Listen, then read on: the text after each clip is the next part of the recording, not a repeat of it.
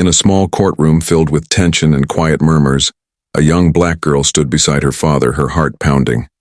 The judge's gavel had already struck once, commanding silence. The air felt heavy, as if justice itself was holding its breath. Her father, a hard-working man who had raised her single-handedly, was facing charges that could destroy everything they had built together. What no one expected was that this young girl, barely out of high school, would soon turn the entire case upside down, using the very law that many thought she couldn't understand. Her name was Alana. At just 17, she had grown up watching her father, Marcus, work 2 jobs to make ends meet. He was a mechanic by day and a delivery driver by night. Their life wasn't luxurious, but it was full of love, laughter, and shared dreams. Marcus always told her, "No matter what happens, the truth always finds its way, but you've got to be brave enough to stand for it." That lesson would soon be put to the ultimate test.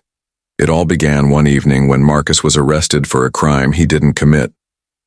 A car accident had occurred near the area where he worked, involving a wealthy businessman's vehicle.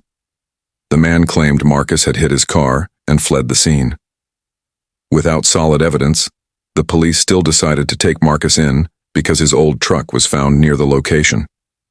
They ignored his explanation, his time card from work, and even the witnesses who saw him elsewhere.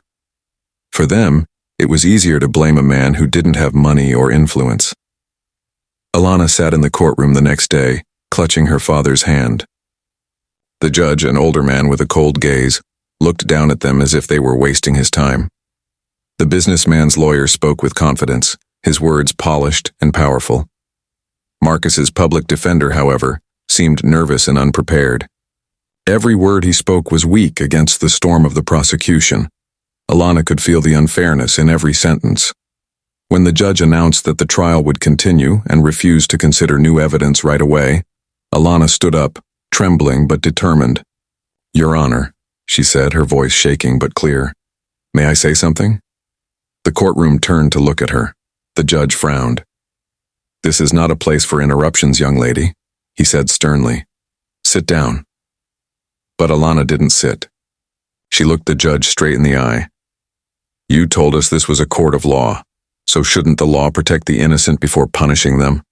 There was a wave of whispers across the courtroom. The judge's expression hardened. "Do you think you understand the law better than this court?" he asked mockingly, his tone dripping with sarcasm. Alana took a deep breath. "I might not have a degree, Your Honor, but I know how to read. And I've read the law that says no person shall be deprived of liberty without due process. My father didn't get that. Nobody checked the evidence. Nobody verified the time of the incident. That's not justice, and that's assumption." Her words hit the room like a thunderclap.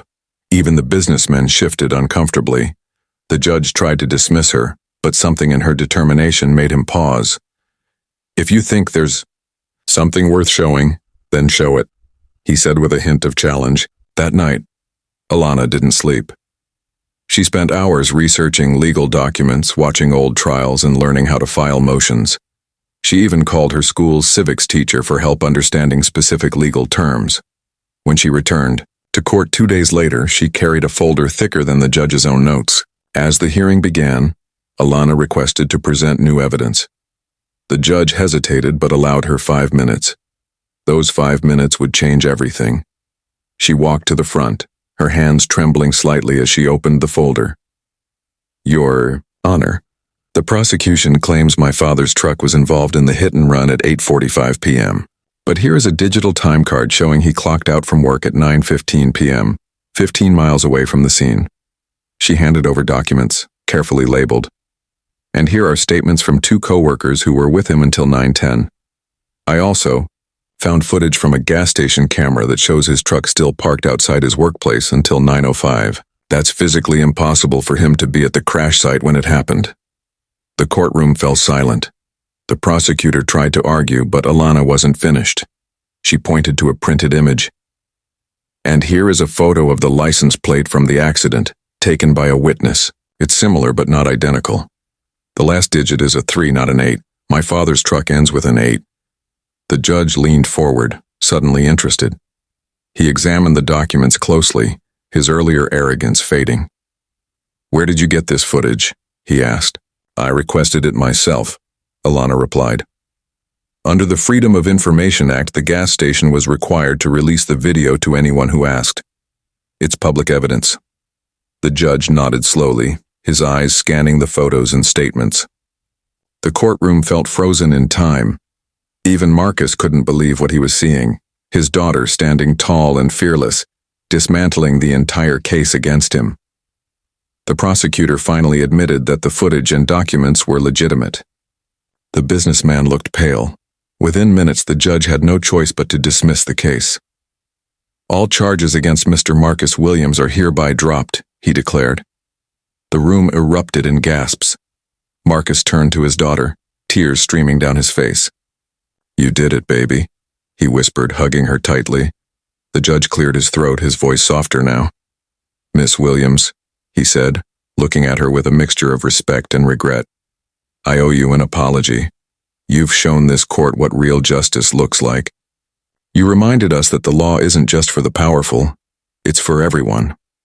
Reporters who had attended the hearing couldn't believe what they had just witnessed. Within hours, the story spread across the internet. Teen girl defends her father and wins against all odds. People praised her courage, her intelligence, and her faith in justice. Later that week, a local law school invited her to speak at a student seminar. When she stood at the podium, she wore the same humble outfit she had worn to court. "I didn't win because I'm special," she told them. "I won because I refuse to believe that people like us don't have a voice. The law belongs to everyone who dares to understand it. And if we stay silent when the truth is ignored, then we become part of the problem." Her words received a standing ovation. She went on to study law, inspired by the very experience that almost destroyed her family. Years later, Alana became a defense attorney known for fighting wrongful convictions. She often visited that same courthouse, the one where a judge once mocked her. But this time she walked in wearing a lawyer's badge and a confident smile. Whenever she saw someone sitting in fear at the defendant's table, she remembered her father's words. "The truth always finds its way, but you've got to be brave enough to stand for it." And she stood for it every single time. Her story became more than just a legal victory. It became a symbol of strength, resilience, and love between a father and his daughter. It proved that justice isn't about age, status, or color. It's about courage.